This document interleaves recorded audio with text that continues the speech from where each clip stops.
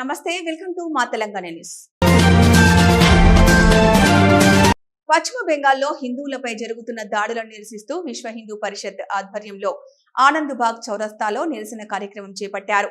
కార్యక్రమంలో విశ్వ హిందూ పరిషత్ కార్యకర్తలు పెద్ద ఎత్తున పాల్గొన్నారు.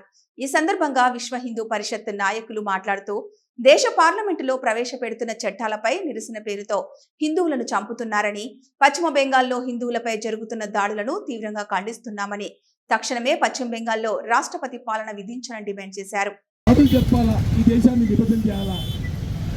వాళ్ళు పాకిస్తాన్ గెలిస్తే ఈ రోజున భారతదేశంలో అనేక నగరాల్లో వాళ్ళ జెండా సంబరాలు చేసుకునే సౌభాగ్య స్థితిలో మనకు వచ్చినాము. ఈ రోజు మిత్రులారా మీరందరూ గమనించాలి, శానిటైజేషన్ అంటే మీ ఇంటికి వచ్చి చెత్త ఎత్తేవాడి నుంచి మొదలు పెట్టుకుంటే అనేక మంది రోహింగ్యా ముస్లింలు ఉన్నారు. నేను ప్రత్యక్షంగా రోహింగ్యా ముస్లింతో జైలున్న ఈ నగరం నడిబడ్డు గడ్డలో ఉన్న CCS లో పోయినటువంటి రోహింగ్యా ముస్లింకి రోజు బిర్యానీ పెట్టి పోషిస్తున్నా లేదా మీకు తేలుతుంది. దమ్ముంటే పాత్రికేయులైనా కెమెరా తీసుకుని వెళ్ళి చూడమని చెప్పండి, మీకు నిజం నీకు తేలిపోతుంది. ప్రతిరోజు అసెంబ్లీ ముందు ఉన్నటువంటి CCS లో లోపల ఉన్నటువంటి సెల్లో రోహింగ్యా ముస్లింలకు బిర్యానీ పెట్టి మేపుతా ఉంటారు. ఏమిటంటే చట్టం వాళ్ళు తీసుకోరు. బంగ్లాదేశ్ వాళ్ళు ఏమంటారు, వాడు మావాడు కాదంటాడు. వీళ్ళు ఏమంటారు, మేము పోమంటారు. ఎందుకంటే ఇక్కడే బాగుంది కదా అంతా. ఇక్కడ ఈ విధంగా కోట్లాది మంది ఈ దేశంలో ఆధార్ కార్డులు లేకుండా వచ్చిన వాళ్ళందరూ కూడా ఈరోజు ఆధార్ కార్డులు చేసుకొని ఇక్కడ సభ్యులుగా మారి ఇక్కడ పథకాలు తీసుకుంటూ మళ్ళీ ఈ దేశంపైనే దుమ్మెత్తిపోసేటువంటి పరిస్థితి వచ్చిందంటే ఇది ఎవరి తప్పు? మీరు ఆలోచన చేయాలి. ఈ దేశం ఈ గడ్డ మీద పుట్టడానికి ఈ గడ్డ మీద ప్రేమ ఏ విధంగా ఉంటుందో మీరందరూ ఆలోచన చేయండి. ఈరోజు భారతదేశాన్ని రక్షించుకోవాలి అంటే కఠినమైన చట్టాలు రావాల్సి ఉంది. తెలంగాణ రాష్ట్ర కొప్పుల వేలమ మరియు పోలినాటి వేలమ ఫెడరేషన్ ముఖ్య కార్యవర్గ సమావేశం పద్మానగర్ ఫేజ్ 2 చింతల్లో దత్తి కృష్ణం నాయుడు నిర్వహించారు. ఈ సమావేశానికి చుక్కల సాయి కృష్ణ అధ్యక్షత వహించారు. సమావేశానికి హాజరైన సంఘం అధ్యక్షులు ఏగిరెడ్డి పాపారావు మాట్లాడుతూ తెలంగాణ రాష్ట్ర బీసీ జాబితా నుండి 2014 ఆగస్టులో నిర్దాక్షిణ్యంగా 26 బీసీ కులాలను జాబితా నుండి తొలగించడం జరిగింది. తొలగించిన కులాలలో కొప్పుల మరియు పోలినాటి వెలమ కులాయి కూడా ఉన్నాయి. ఆ రోజు నుండి ఈ రోజు వరకు మేము నిరంతర పోరాటం చేస్తున్నాం. అనంతరం ఫెడరేషన్ ముఖ్య కార్యదర్శి దత్త కృష్ణనాయుడు మాట్లాడుతూ మా యొక్క 2 కులాలకు జరిగిన నష్టాన్ని ఎవరూ పూరించలేరు. దీనివల్ల విద్యా ఉద్యోగాలు మొదలగు రాయితీల మీద ఎంతో ప్రభావం చూపింది. ఈ తొలగించిన విషయాన్ని అనేక పర్యాయములు గత ప్రభుత్వంతో సంప్రదించడం జరిగింది. ఈ ప్రభుత్వంతో కూడా చర్చలు జరుపుతున్నామని, ఈ ప్రభుత్వం సానుకూలంగా స్పందిస్తుందని తెలియజేయడమైనది. ఈ కార్యక్రమంలో భాగ్యనగర్ బీసీ వెల్ఫేర్ అసోసియేషన్ ప్రధాన కార్యదర్శి రెడ్డి మహేశ్వరరావు, ఎం గంగాధర్, వెంకట్రాజు, జి పవన్, బి సత్యనారాయణ, చుక్కా రమేష్, డి రామకృష్ణ, ఎం రవికుమార్, జి సింహాచలం, ఫుల్నేటి వెలమ సంఘ ప్రధాన కార్యదర్శి కృష్ణారావు మరియు సిహెచ్ చలపతిరావు మరియు సంఘ ముఖ్య సభ్యులందరూ హాజరై కార్యక్రమాన్ని జయప్రదం చేశారు. 50 సంవత్సరాల పైచిలకు ఇక్కడ నివసిస్తున్న ప్రజలుగా గుర్తించి మాకు న్యాయం చేయవలసిందిగా మిమ్మల్ని కోరుతున్నాం. ఈరోజు మన తెలంగాణ రాష్ట్ర కొప్పుల వెలమ మరియు పోలినేటి వెలమ ఫెడరేషన్ వారి ఆధ్వర్యంలో మరి కుతుబుల్లాపూర్ కాన్స్టిట్యూషన్ ప్రాంతీయ సమావేశము మన పద్మానగర్ ఫేజ్ 2 దత్తి కృష్ణనాయుడు గారి బిల్డింగ్ పైన నిర్వహించడం జరిగింది. మరి ఈ సమావేశంలో ముఖ్య వక్తలు మరియు కార్యకర్తలు ఏకవాక్య తీర్మానాన్ని చేయడం జరిగింది. అది మన యొక్క తొలగించిన 2 కులాలని కొప్పుల వెలమ పోలినేటి కులాలని తిరిగి బీసీలో చేర్చేంత వరకు మన యొక్క పోరాటం కొనసాగించి ఇలాగే మరెన్నో ప్రాంతాల్లో ఈ ప్రాంతీయ సమావేశాలు అటు డివిజన్ల వారీగా ఇటు కాలనీల వారీగా ఏర్పాటు చేసి మరి ప్రజల్ని ఉత్సాహపరిచి చైతన్యపరిచి మరి ఈ కార్యక్రమాన్ని ముందుకు తీసుకెళ్ళాలి. ఈ యొక్క ఐక్యతని ఇలాగే కొనసాగించాలి. మన కులాన్ని తిరిగి ఈ యొక్క గవర్నమెంటు జీవో నెంబరు 3ని 14లో విడుదల చేసిన 2014లో విడుదల చేసిన జీవో నెంబర్ 3ని రద్దు చేసి తిరిగి మన యొక్క కులాలని బీసీ జాబితాలో చేర్చేంత వరకు ఈ పోరాటం కొనసాగుతూనే ఉంటుందని ఈ సమావేశంలో నిర్ణయించడం జరిగింది. అలాగే మన యొక్క సభ్యులు ఇచ్చిన సూచనలు సలహాలు తీసుకొని ఇంకా దీన్ని ముందుకు తీసుకెళ్ళి ఐక్యతతో ఉంటామని ఈ యొక్క మీడియా మేము విన్నవించుకోవడం జరిగింది. అలాగే మన యొక్క ఫెడరేషన్కి ఇచ్చేసిన సభ్యులకి అందరికీ పేరు పేరున ధన్యవాదాలు తెలుపుతున్నాం. రామాయంపేట రైతు వేదికలో భూభారతి చట్టం రెవెన్యూ అవగాహన సదస్సులో జిల్లా కలెక్టర్ రాహుల్ రాజ్, మెదక్ ఆర్డీఓ రామాదేవి, తహసీల్దార్ రజని, ప్రజాప్రతినిధులు రైతులతో కలిసి ఎమ్మెల్యే పాల్గొన్నారు. భూభారతి నూతన చట్టంపై ఎమ్మెల్యే మాట్లాడుతూ ప్రజల కష్టాలను తీర్చే ప్రభుత్వంగా ముఖ్యమంత్రి రేవంత్ రెడ్డి ఎన్నికలకు ముందు ధరణి విషయమై మాటను ఇచ్చారని, ధరణి స్థానంలో ఇచ్చిన మాట ప్రకారం రైతులకు ప్రజలకు ఉపయోగపడే నూతన భూభారతి చట్టాన్ని తీసుకొచ్చారని అన్నారు. క్షేత్రస్థాయిలో రైతులు ప్రజల అభిప్రాయాలను తీసుకున్న తదుపరి భూభారతి చట్టాన్ని రాష్ట్ర ప్రభుత్వం తీసుకొచ్చిందన్నారు. రైతులు వారి భూ సమస్యలకు శాశ్వత పరిష్కారం చూపించే విధంగా పగడ్బందీగా ఈ చట్టాన్ని అమలు చేసేందుకు జిల్లాలో రెవెన్యూ యంత్రాంగం పనిచేస్తోందని ఎమ్మెల్యే పేర్కొన్నారు. బడుగు బలహీన వర్గాలకు ఈ చట్టం ఎంతగానో ఉపయోగపడుతుందన్నారు. రైతులు ప్రజలు మేలు కోసం ఈ చట్టాన్ని తీసుకొచ్చిన ముఖ్యమంత్రి రేవంత్ రెడ్డి మంత్రులకు ఆయన కృతజ్ఞతలు తెలియజేశారు. ప్రతి పేదవాని ఆకలి తీర్చేందుకు రేషన్ షాపుల ద్వారా సన్న బియ్యాన్ని అందిస్తున్నట్లు చెప్పారు. విద్య, వైద్యంపై ప్రత్యేక దృష్టి సారిస్తూ ప్రజా సంక్షేమమే ధ్యేయంగా రాష్ట్ర ప్రభుత్వం పనిచేస్తోందని తెలిపారు.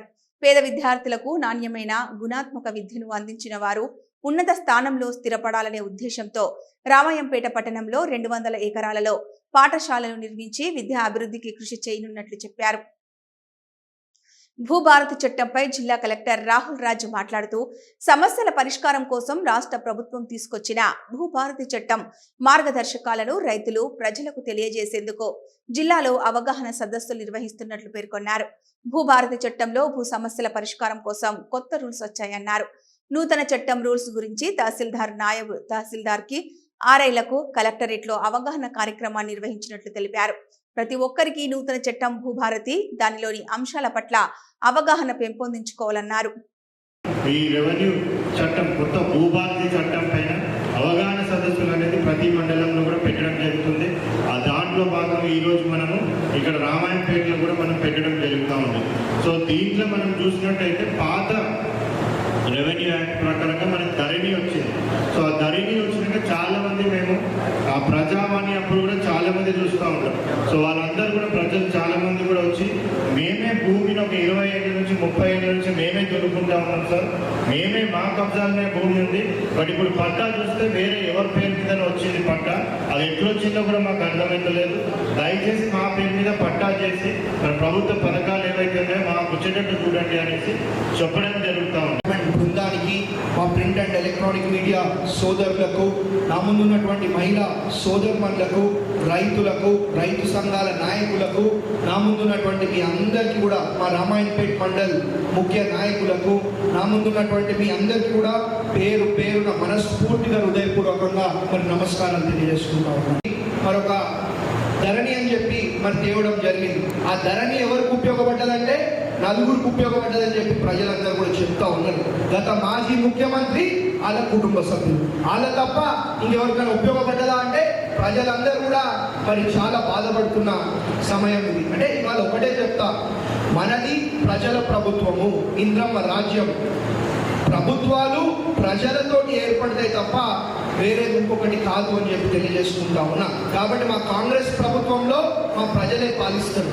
ప్రజలకు ఏ విధంగా అయితే ఉపయోగపడుతుందో, ప్రజలకు ఏ విధంగా అయితే ప్రజల కష్టాలు తీర్చగలుగుతామో మరి అదే విధంగా మరి పనిచేసుకుంటూ మన కాంగ్రెస్ పార్టీ కానివ్వండి, మన గౌరవ ముఖ్యమంత్రి కానివ్వండి, మేమందరం కూడా ఇవాళ పనిచేస్తున్న పరిస్థితి.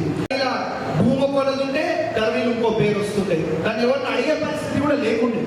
అంటే దాన్ని ఎవరిని అడగాలా, ఏం చేయాలా, అటువంటి పరిస్థితి కూడా మరి లేని చరిత్ర గత ప్రభుత్వంలోనిది అని చెప్పి తెలియజేసుకుంటా ఉన్నాం. కాబట్టి ఇవాళ మరి మన ప్రభుత్వం వచ్చిన వెంటనే భూభారతి అని చెప్పి ఒక చట్టం తెచ్చి మరి ప్రజలందరికీ ఉపయోగపడాలా, మా మహిళలు బాగుండాలా, మా బడుగు బలైన వర్గాలు బాగుండాలా, మా దళితులు బాగుండాలా, మా రైతులు బాగుండాలనే ఒక ఉద్దేశంతో ఇవాళ భూభారతి చట్టం తేవడం జరిగింది. యాప్రాల్ అంబేద్కర్ విగ్రహం శిలాఫలకంపై పేరు చెరిపేయడంతో వివాదాస్పదంగా మారిన సంఘటన. జవహర్ నగర్ పోలీస్ స్టేషన్ పరిధిలోని యాప్రాల్ చౌరస్తా అంబేద్కర్ విగ్రహం వద్ద దళిత సంఘాల ఆందోళన. అంబేద్కర్ విగ్రహం శిలాఫలకం పైన ఉన్న మాజీ ఎంపీ నంది ఎల్లయ్య పేరును కనబడకుండా చేయడంపై ఆగ్రహం. నంది ఎల్లయ్య పేరును ఆక్సా బ్లేడ్ రాయితో కొట్టి చెరిపి వేశారని ఆరోపణ. దళిత సంఘాలు అఖిలపక్ష నేతలంతా ఏకమై ధర్నా చేపట్టారు. దుశ్చర్యకు పాల్పడిన దుండగున్ని వెంటనే అరెస్టు చేసి తగిన చర్యలు తీసుకోవాలని డిమాండ్ చేశారు. అంబేద్కర్ స్టాచ్యూ కొన్ని సంవత్సరాల క్రితము ఇక్కడ ఏర్పాటు చేయడమైంది దళిత సంఘాల ఆధ్వర్యంలో. దానికి ముఖ్యంగా మొట్టమొదటి సాయం చేసింది నందెల్లయ్య గారు 10,000 రూపాయలు ఇచ్చి. తర్వాత ఇక్కడ వీకర్ సెక్షన్ తయారైందంటే ఆయన దయ వల్లనే ఎస్సీ ఎస్టీ బీసీలకు ఇల్లు రావడం జరిగింది. నందెల్లయ్యకు ఆ రోజు అత్యవసర మీటింగ్ ఉంది కాబట్టి ఈ ప్రోగ్రాంకి రాలేకపోయిండు. దాంట్లో కోపంగా కొంతమంది సోదరులు ఆ నందెల్లయ్య పేరును చెక్కేయడం జరిగింది. అంతకుముందు గద్దర్ పేరు లేదు, మొన్న వేసింది పేరు. గద్దర్కు ప్రోగ్రామ్కి ఇన్విటేషన్ ఉంది. నేనే ఆయనను 144 సెక్షన్ ఉన్న తర్వాత కూడా యాప్రాల్లో అక్కడ చాలాసేపు వెయిట్ చేసినాము. పోలీసు వాళ్ళు 1000 మంది దాక్కున్నారు. ఇక్కడ వచ్చి వదిలిపెట్టిన వెంటనే ఇక్కడ స్టాచ్యూ ఎక్కి దిమ్మె ఎక్కి పూలదండ వేసి బుర్క తీసేసి పూలదండ వేసేసింది. అప్పుడు జేబీ రాజు గారు ఉన్నారు, మళ్ళా సర్వే సత్యనారాయణ గారు ఉన్నారు. వాళ్ళ ఆధ్వర్యంలో జరిగింది. మరి ఆ రోజు నుంచి మొన్నటి వరకు కూడా నందెల్లయ్య పేరు వేయకపోవడం చాలా బాధాకరం. ఎందుకంటే ఆయన అన్ని సేవలు చేసిండు. అమాయకుడు ఆయన, ఎవరిని మోసం చేయలే, కొందరు దోసుకోలే పదవిలో ఉండి కూడా. మరి ఆయన అంతా పేదల కోసం పనిచేసినటువంటి వ్యక్తి నందెల్లయ్య. మాలా మాదిగలు పెద్దలు అన్నదమ్ముల వలె భారత రాజ్యాంగ నిర్మాత అణగారిన వర్గాల హక్కుల దిక్సూచి బాబాసాహెబ్ అంబేద్కర్ విగ్రహాన్ని ఏర్పాటు చేసుకున్న తర్వాత మళ్ళీ ఇన్ని రోజుల వరకు మాలా మాదిగలు కలిసిమెలిసి ఆయన జయంతులు వర్ధంతులు జరుపుకున్న సందర్భంలో కొంతమంది వాస్తవంగా బాబాసాహెబ్ అంబేద్కర్ సాధించి పెట్టిన రిజర్వేషన్లను జనాభా దమాస ప్రకారంగా అందాలని మాదిగ దండోరా ఉద్యమం పోరాటం చేస్తూ 30 సంవత్సరాల కళ నెరవేరుకున్న సందర్భంగా మాలమాదిగల ఐక్యతతో మాలమాదిగల సమస్యలను పరిష్కరించడానికి ఉమ్మడి పోరాటం చేయడానికి ముందుకెళ్తున్న తరుణంలో మాలమాదిగ ఐక్యత అయితే రాజకీయంగా మా భవిష్యత్తు పాడైతుంది అనుకున్నటువంటి కొంతమంది స్వార్థపరులు ఎవరో కానీ మాలమాదిగల ఎవరి చేతనో ఈ యొక్క మాలమాదిగల మధ్యలో చిచ్చు పెట్టే విధంగా నందెల్లయ్య వాస్తవంగా ఇంతకుముందు అన్న సీలయాగిరి చెప్పినట్టుగా రాజకీయాలకే వన్నె తెచ్చినటువంటి వ్యక్తి. యాదాద్రి భువనగిరి జిల్లా ఆలేరు మండలం కొలనుపాక గ్రామంలో పలు అభివృద్ధి కార్యక్రమాలను ప్రభుత్వ విప్ ఆలేరు ఎమ్మెల్యే బీర్ల ఐలయ్య పాల్గొన్నారు. ఆలేరు నుండి కొలనుపాక గ్రామానికి వెళ్తున్న బ్రిడ్జిని 4,50,00,000 లక్షలతో ప్రారంభించారు. కొలనుపాక నుండి జైన్ మందిరం వరకు రోడ్ల విస్తరణ, సెంట్రల్ లైటింగ్ పనులకు 18 కోట్లతో ప్రభుత్వ విప్ ఆలేరు ఎమ్మెల్యే శ్రీ బీర్ల ఐలయ్య గారు ప్రారంభించారు.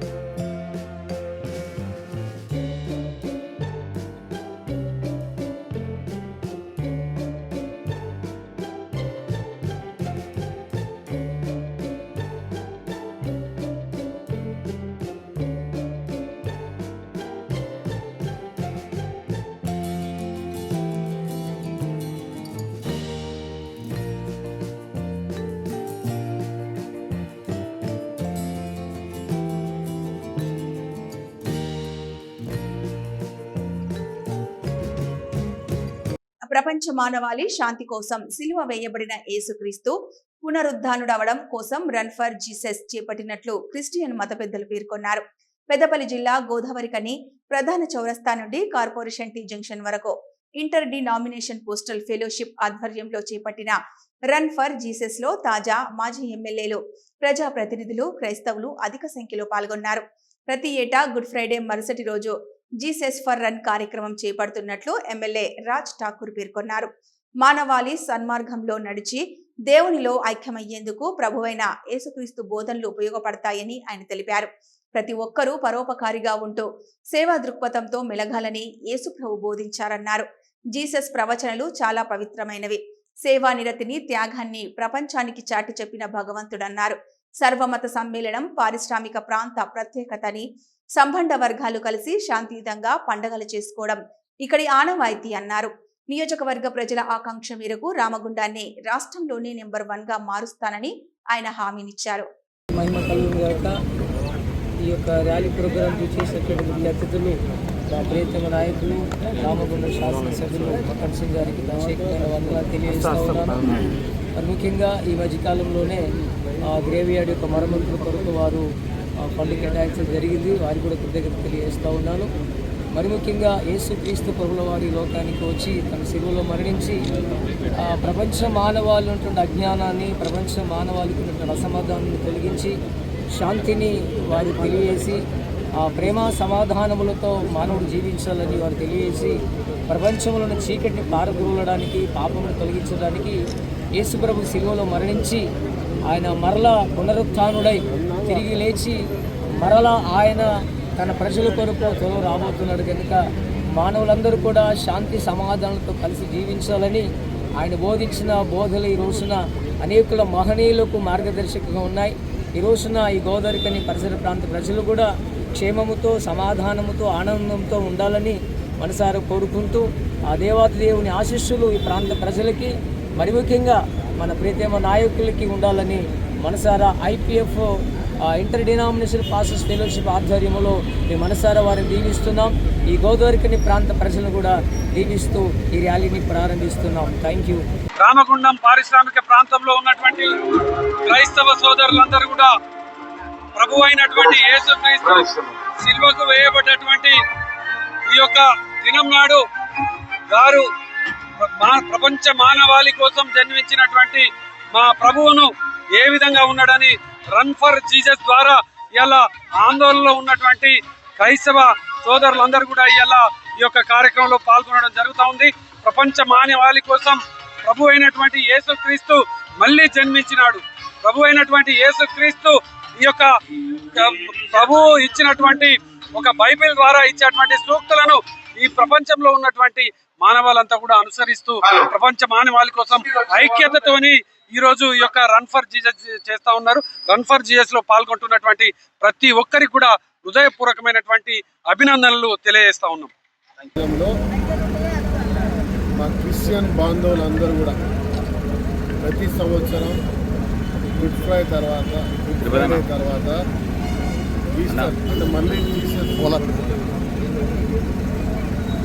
పర్వదించి మళ్ళీ భూమిపైకి వచ్చి ఈ ప్రపంచాన్ని రక్షించడానికి, శాంతిని నెలకొల్పడానికి ఈరోజు జీసస్ రావడం జరిగింది. ఈ కార్యాచరణ తీసుకొని ప్రతి సంవత్సరం రన్ ఫర్ జీసస్ పెడుతూ లోక శాంతి కొరకు, ప్రపంచ శాంతి కొరకు, ఈ ప్రాంతంలో ఉన్నటువంటి ప్రతి పేద బలహీనులు, ఆరోగ్యంగా లేని వారు అందరూ బాగుండాలి, అందరూ సుఖ సంతోషంతో ఉండాలి, ఈ ఆయా ఉన్నటువంటి ఈ దేశం బాగుపడాలి, ప్రపంచంలో ఎక్కడ కూడా విధ్వంసాలు జరగద్దని ఆ మహామావుని ప్రార్థిస్తూ ఈరోజు ఈ కార్యక్రమాన్ని నిర్వహిస్తూ ఉంటాం. అదృష్టవశాత్తు ప్రతిసారి వీరితోటి భాగస్వామి కావడం నేను అదృష్టవంతుడిగా భావిస్తూ ఉన్నా. ఈరోజు శాసనసభ్యుడిగా 2వసారి వీరితో కలిసి ప్రయాణం చేస్తూ ఉన్నాం. నాకు పూర్తి విశ్వాసం ఉంది. రామగుండం నియోజకవర్గం ప్రత్యేకంగా తెలంగాణ దేశమే ఒక ఎత్తు అయితే ఈరోజు ప్రత్యేకంగా రామగుండంలో మత కళలకు వ్యతిరేకంగా అందరం కలిసికట్టుగా అన్ని రకాల అన్ని వర్గాల ప్రజలతో కలిసి మమకంగా ముందుకెళ్తాం. ఇవాళ మా క్రిస్టియన్ బాంధవులు యేసు ప్రభు ర్యాలీ తీసుకున్నారంటే అన్ని మతాల వారు కూడా దీంట్లో భాగస్వాములు అయితే మాతో పాటు రావడం అనేది ఇది ఒక శుభ సూచిక. ప్రతిసారి జరుగుతుంది ఇది. మీడియా మిత్రులను కోరుతా ఉన్నా, మనందరం బాధ్యత అన్ని మతాలను గౌరవించుకుంటాం. ఇవాళ ఈ ప్రాంతంలో పూర్వం వివిధ బలహీన వర్గాల వాళ్ళందరూ కూడా ఈరోజు క్రిస్టియన్ మతాన్ని తీసుకుంటారు. అందరూ మన ఆత్మీయులు, వారిని గౌరవిస్తూ ప్రతి ప్రాంతాల్లో ఎక్కడ చర్చలు పెట్టినా, ఏ సమస్యలు ఎక్కడ ఎవరిని ఇబ్బంది పెట్టుకున్న కార్యక్రమం మనం బాధ్యతగా తీసుకోవాలని చెప్పి మీ అందరినీ కోరుతూ అందరికీ శుభాకాంక్షలు. రైతు ఏడ్చిన రాజ్యం, ఎద్దు ఏడ్చిన ఎగుసం బాగుపడినట్లు చరిత్రలు లేదని, రైతును రాజును చేసేందుకు రాష్ట్ర ప్రభుత్వం కట్టుబడి ఉందని రామగుండం ఎమ్మెల్యే రాజ్ ఠాకూర్ పేర్కొన్నారు. పెద్దపల్లి జిల్లా బసంత్ నగర్ ఐకేపీ సెంటర్ ను అధికారులు, పార్టీ శ్రేణులతో కలిసి ఆయన ప్రారంభించారు. కొట్లాడి సాధించుకున్న తెలంగాణలో రైతు వివక్షకు గురయ్యాడని, కాంగ్రెస్ పార్టీ రైతులను ఆదుకునేందుకు సంక్షేమ పథకాలను ప్రవేశపెట్టిందన్నారు. వ్యవసాయాన్ని ప్రోత్సహించేందుకు ప్రతి గింజను ప్రభుత్వమే కొనుగోలు చేస్తుందని, సన్నవడ్లకు 500 బోనస్ చారిత్రాత్మక నిర్ణయమన్నారు. రైతు ముఖంలో చిరునవ్వు ముఖ్యమంత్రి రేవంత్ రెడ్డి లక్ష్యమని ఎమ్మెల్యే చెప్పారు. రైతులకు 2 లక్షల రుణమాఫీ ఇచ్చిన ఘనత కాంగ్రెస్ పార్టీకే దక్కుతుందన్నారు. తెలంగాణను దేశానికి రోల్ మోడల్ గా మార్చేందుకు రేవంత్ సేన పనిచేస్తుందని ఎమ్మెల్యే చెప్పారు. రాష్ట్రంలో ఎన్నడూ లేని విధంగా కొలువుల జాతర నడుస్తోందని, 7.5 కాలంలో లక్షల ఉద్యోగాలిచ్చామన్నారు. వ్యవసాయాన్ని ఆదుకునేందుకు యువ రైతులకు అనేక రాయితీలు ఇస్తున్నట్లు ఆయన గుర్తు చేశారు. ప్రభుత్వ పథకాలను సద్వినియోగం చేసుకుని ఆర్థికంగా రైతు ఎదగాలని ఎమ్మెల్యే రాజ్ ఠాకూర్ ఆకాంక్షించారు. రాష్ట్రంలో ఆదర్శ రామగుండం లేదా ఆదర్శ కాన్స్టిట్యూన్సీగా చేస్తానని చెప్పి ఆ ఎలక్షన్ల ముందు చెప్పిన విధంగా చూసడానికి వచ్చేటోడు లేడు, పోయడానికి వెళ్ళేటోడు లేడు. ఇక్కడ నీళ్ళు వచ్చినాయా, నీళ్లు పోయినాయా, వ్యవసాయానికి ఏ నుంచి నీళ్ళు వస్తాయి చూసేటోడే లేకుండా ఆ రోజులు కూడా వాళ్ళ ఎంబడి నిలబడ్డా ఇక్కడికి వచ్చి ఈరోజు అధికారికంగా ప్రభుత్వం రాగానే ఒక్క గింజ కూడా తగ్గకుండా తాళని, దుమ్మని, మట్టని ఏది లేకుండా ఇవాళ కొంటా ఉన్నాం. రైతు ముఖాన చిరునవ్వు చూస్తూ ఉన్నాం. రైతుకు 2 లక్షల రూపాయలు రుణమాఫీ చేసినాం. 25 లక్షల మందికి ఇచ్చినాం. 21,000 కోట్లు భారతదేశంలో ఎవరు ఇవ్వలే. ఇవాళ సన్నాలకు 500 బోనస్ ఇస్తా ఉన్నాం. ప్రతి గింజను కొంటా ఉన్నాం, ప్రతి పంటను కొంటా ఉన్నాం. భారతదేశంలో ఏ రాష్ట్రం కూడా కొంటలేదు. ఏ పంట అయితే ఆ పంట కొంటా ఉన్నాం. ఈడ ధాన్యం, అక్కడ మక్కలు, పత్తి, పసుపు, ఏ జొన్నలు, ఏది పడితే అది మిర్చితో సహా ఏది పండిస్తే అది కొంటున్నాం. తగిన గిట్టుబాటు ధర ఇస్తా ఉన్నాం, కొంటా ఉన్నాం. ఇవాళ ఇవే కాకుండా 6 గ్యారంటీల్లో 5 గ్యారంటీలు పూర్తి చేసిన ఇవన్నీ అదనంగా చేస్తూ ఉన్నాం. ఇవాళ బస్సు ఉచిత ప్రయాణమేమి మహిళలందరికీ, ఇవాళ మహిళలను కోటీశ్వరాలు చేసే కార్యక్రమం 1,00,000 కోట్లు రుణాలు ఇచ్చి వాళ్ళే సొంతగా ఓనర్లు అయ్యేటట్టు చేస్తున్నాం. పెట్రోల్ బంకులు ఇస్తున్నాం, పవర్ ప్రాజెక్ట్ పెడుతున్నాం, బస్సులు ఇచ్చినాం, ఈ ఊరికి కూడా ఇచ్చినాం. ఇంకా అలర్ట్ కాలే. ఇవాళ ఐకేపీ సెంటర్లు కూడా వాళ్ళతో నడిపిస్తూ ఉన్నాం. దాంతోపాటు ఇవాళ 10 లక్షల రూపాయలు ఆరోగ్యశ్రీ, ఇందిరమ్మ ఇల్లు. పేదలు ఉంటాయి ఈ ఊర్లో కూడా. నేను చెప్తా ఉన్నా, సర్పంచ్, మాజీ సర్పంచ్ అధికారులకు చెప్తా ఉన్నా, ఇవాళ ఇంటికి ఒకటి కూడా రాసుకున్నాడు. ఏ ప్రభుత్వం అవుతుంది కదా, ఇవన్నీ అప్లై చేసుకోరా అని చెప్పారు. నేను చెప్తా ఉన్నా, అలాంటి వాళ్ళకి ఇచ్చేది లేదు. ఎవరైతే నిజమైన నిరుపేద ఉంటాడో ఈ తమ్ముడు పోతాడు అక్కడ, అన్న గుడిసె వేస్తుంది ఇక్కడ ఇవ్వాలంటే అక్కడనే ఇస్తాం. వాళ్ళకి చెప్తా ఉన్నా, వర్షాకాలం లోపల ఇల్లు కట్టండి, స్టార్ట్ చేయండి. అన్ని అధికారులకు కూడా చెప్తున్నా, ఇవాళ నుంచి పర్యవేక్షణ చేయండి. మా నాయకులు ఇంధనమ్మ కమిటీ ద్వారా నేను కూడా స్వయంగా అక్కడికి వస్తా. దాంతోపాటు మీలాంటి యువకులకు ఇవాళ యువ వికాస్ పెట్టినాం. 50,000 నుంచి 4 లక్షల రూపాయలు సబ్సిడీ. ఇవాళ 60,000 మందికి ఉద్యోగాలు ఇచ్చినాం కొలువులు ఇవ్వంగా. ఇవాళ ఇంటికి ఒకరికి యువ వికాస్ ఇస్తా ఉన్నాం. దయచేసి అందరు అప్లై చేయండి. మీ కుటుంబ సభ్యుడు రాజ్ ఠాకూర్ ఉన్నాడు, మీకు సహాయం చేస్తాడు. మీ సొంత కాళ్ళపై నిలబడే కార్యాచరణ చేయండి. ఇవాళ ఈ ఊర్లో భూ వివాదాలకు తావు లేకుండా రైతుల మేలు కోసం చారిత్రాత్మక మార్పుతో భూభారతి చట్టం చేసినట్లు జిల్లా కలెక్టర్ కోయ శ్రీహర్ష పేర్కొన్నారు. పెద్దపల్లి జిల్లా ఎన్టీపీసీ మిలీనియం హాల్లో భూభారతి చట్టంపై అవగాహన కార్యక్రమానికి ఆయన ముఖ్య అతిథిగా హాజరయ్యారు. భూభారతి చట్టం రైతుల చుట్టం నినాదంతో రాష్ట్ర ప్రభుత్వం భూ సమస్యల సత్వర పరిష్కారానికి చారిత్రాత్మక మార్పు తీసుకొచ్చినట్లు కలెక్టర్ తెలిపారు. ధరణిలో సమూల మార్పులు చేసి భూ వివాదాలు లేకుండా రిజిస్ట్రేషన్లను సులభతరం చేసినట్లు ఆయన వివరించారు. భూమి హక్కుల రికార్డుల్లో తప్పుల సవరణ, పట్టాదార్ పాస్ పుస్తకాల్లో భూమి మ్యాప్ చేర్చినట్లు ఆయన తెలిపారు. భూమి ఆక్రమించిన విధానం, సమస్యల పరిష్కారానికి రెండంచెల అప్పీల్ వ్యవస్థ చేర్చినట్లు ఆయన చెప్పారు. దేశంలో ఎక్కడా లేని విధంగా భూదార్ కార్డులను ప్రవేశపెట్టి యజమాని కలిగిన భూమి వివరాలను పొందుపరచామన్నారు. భూభారతి చట్టంలో రైతులకు భూ సమస్యలపై ఉచిత న్యాయ సహాయాన్ని అందించనున్నట్లు కలెక్టర్ శ్రీహర్ష చెప్పారు. తెలంగాణలో రేవంత్ సర్కార్ ఇంటి స్థలాలు, ఆబాది, వ్యవసాయేతర భూముల రిజిస్ట్రేషన్ సులభతరం చేస్తూ పటిష్ట వ్యవస్థ నిర్మించినట్లు కలెక్టర్ అవగాహన కల్పించారు. అంబేద్కర్ జయంతి రోజు మనం ఈ భూభారతి రూల్స్ అనేవి మనం ఇలా లాంచ్ చేసుకోవడం జరిగింది. Just to give a context, generally చట్టం చేశాక జనరల్లీ చాలా టైం తీసుకుంటారు. 1971లో 71లో ఫస్ట్ రికార్డ్ ఆఫ్ రైట్స్ చట్టం తెచ్చాక రూల్స్ చేయడానికి 18 సంవత్సరాలు పట్టింది అనమాట అప్పటి గవర్నమెంట్కి, అప్పటి పరిస్థితి. సో ఆ రూల్స్ అనేది లేకపోతే మనం ఎట్లా పనిచేస్తామనేది తెలియదు. ఫర్ ఎగ్జాంపుల్, ఒక పర్సన్ నుంచి ఇంకో పర్సన్ భూమి రావాలంటే చట్టం ఏం చెప్తుంటే రిజిస్ట్రేషన్ చేసుకోవచ్చు, లేకపోతే విరాసత్ చేసుకోవచ్చు అని చెప్తుంది. బట్ ఆ విరాసత్ ఎట్లా చేయాలి, ఎవరు చేయాలి, లేకపోతే రిజిస్ట్రేషన్ ఎట్లా చేయాలి, తహసీల్దార్ చేయాలా, కలెక్టర్ చేయాలా, లేకపోతే ఎంత టైంలో చేయాలి, దాని ప్రాసెస్ ఏంటి అనేది రూల్స్లో క్లియర్గా చెప్తారనమాట.